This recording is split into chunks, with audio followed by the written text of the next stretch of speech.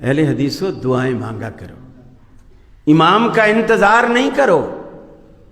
امام کی اپنی ضرورت ہے، آپ کی اپنی ضرورت ہے، آپ اپنی ضرورت کے تحت دعا مانگو۔ پھر دوسری بڑی بات، آج ہم یہ تو کہتے ہیں، خطیب صاحب جب ممبر پہ کھڑا ہوتا ہے تو لوگ پرچیاں دے جاتے ہیں، میری نانی بیمار ہے، میرا کل انٹرویو ہے، میرے کل اگزام شروع ہو رہے ہیں، خطیب صاحب ذرا دعا کرا دیجیے گا۔ میں یہ نہیں کہتا خطیبوں سے دعا نہ کراؤ، کراؤ، لیکن پورے حدیث کے ذخیرے میں ایک روایت بھی ایسی نہیں ملتی کہ امام مسجد کی یا خطیب مسجد کی دعا اللہ رد نہیں کرتا، ایک روایت بھی نہیں ہے۔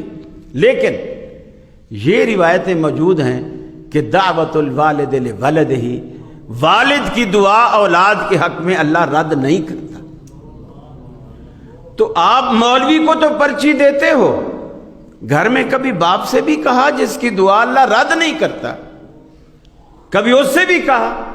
اور ماں باپ کو تو کہنے کی ضرورت بھی نہیں، ضرورت بھی نہیں، پرچی بھی لکھنے کی ضرورت نہیں ہے، صرف ماں باپ سے بنا کے رکھے، ساری زندگی دعائیں ملیں گی، صرف بنا کے رکھے، ساری زندگی دعائیں ملیں گی۔ اور پھر آسان طریقہ، یہ جو بوڑھے ماں باپ ہوتے ہیں نا، آپ کے گھر میں یہ دعاؤں کی دو فیکٹریاں ہیں، دو فیکٹریاں دعاؤں کی، جیسے آپ کپڑے کی فیکٹری، صابن کی فیکٹری، مختلف فیکٹریاں لگاتے ہو نا، یہ بوڑھے ماں باپ واللہ یہ گھر میں دعاؤں کی دو فیکٹریاں ہیں۔ امام ابن سیرین رحمۃ اللہ علیہ کی والدہ فوت ہوئی، دھاڑے مار مار کے رونے لگے۔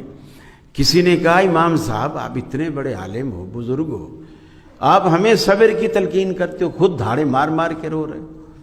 انہوں نے کہا کہ میں اس لیے نہیں رو رہا کہ میری اماں فوت ہوئی ہے، میں اس لیے رو رہا ہوں کہ اللہ تعالیٰ نے میرے لیے جنت میں جانے کے دو دروازے کھولے تھے، ماں کی شکل میں اور باپ کی شکل میں، اس میں سے آج ایک دروازہ بند ہو گیا ہے۔ یہ جس دن ان کی آنکھیں بند ہوتی ہیں نا، پیچھے آپ کو دعائیں دینے والا کوئی نہیں ہوتا، سب حسد کرتے ہیں، آپ کی ترقی سے لوگ جیلس ہوتے ہیں۔ ماں باپ واحد ہستی ہیں جو آپ کی ترقی کو اپنی ترقی سمجھتے ہیں، فخر سے دوسرے کو بتاتے ہیں یہ میرے بیٹے کی فیکٹری ہے، یہ میرے بیٹے کا بنگلہ ہے، خوش ہو کر بتاتے ہیں۔ وہ ایسے سمجھ رہے ہوتے ہیں کہ جیسے یہ ترقی میں نے کی، اور یہ حقیقت ہے۔